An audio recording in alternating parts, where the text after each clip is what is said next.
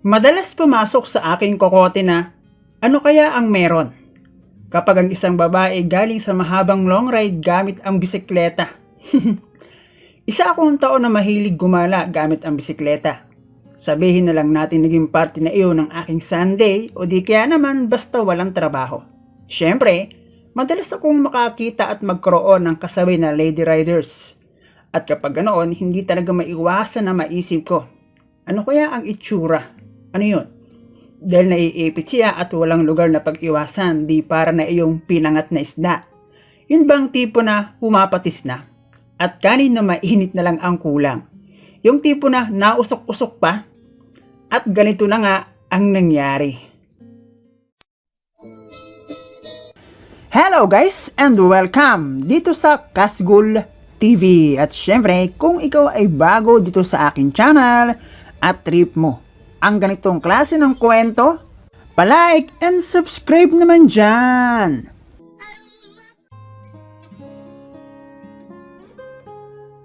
Itago mo na lang ako sa pangalang Josh ng San Pablo, Laguna.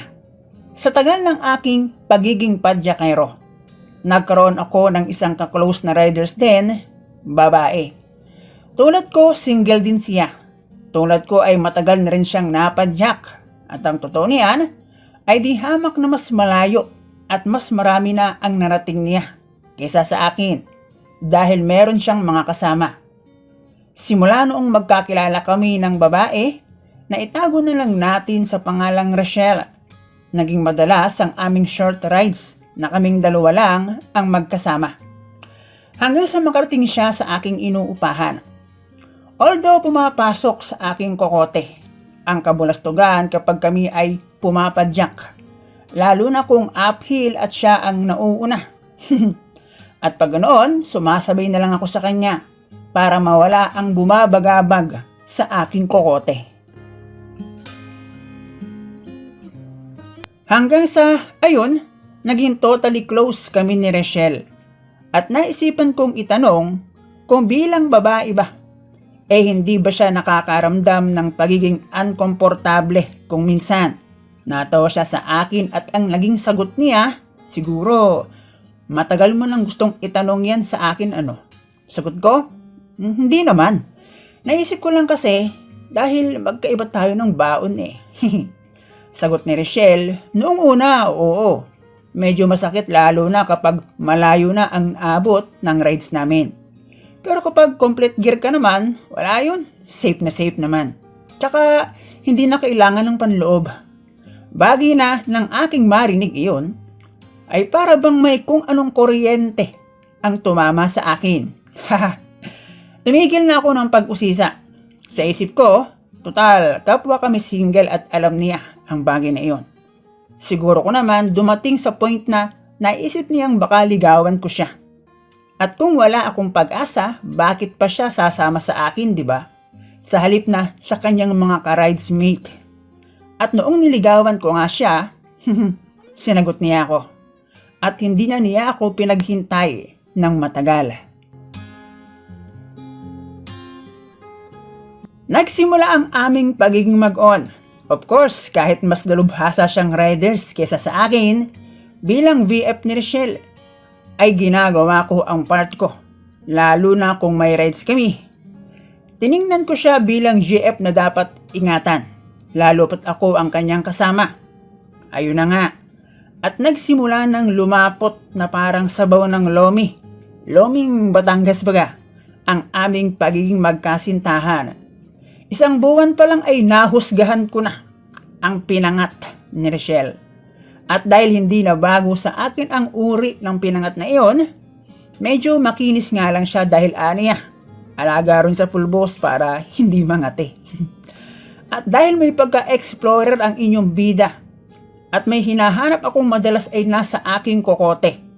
Noong mga panahong hindi ko pa kilala si Rachel, ay sumagi sa aking isip na ano kaya ang meron matapos ang rides. At syempre, hindi na iyon imposible.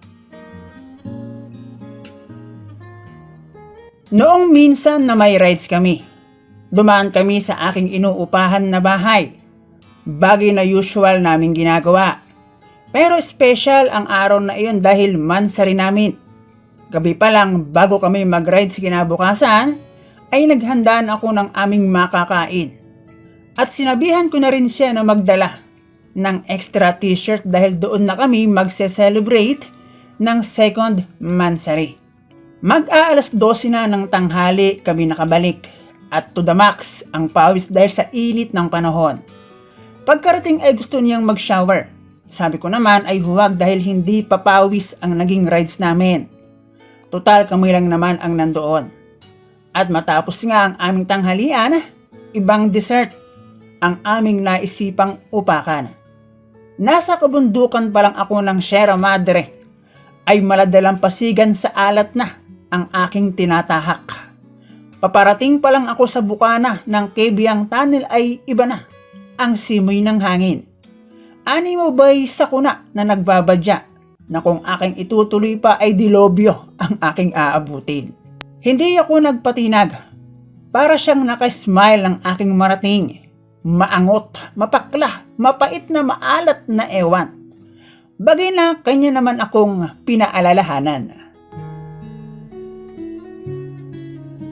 Gamit ang kanya-kanya naming bisikleta ay kung saan-saan kami nakakarating at may mga pagkakataon talagang kinakailangan.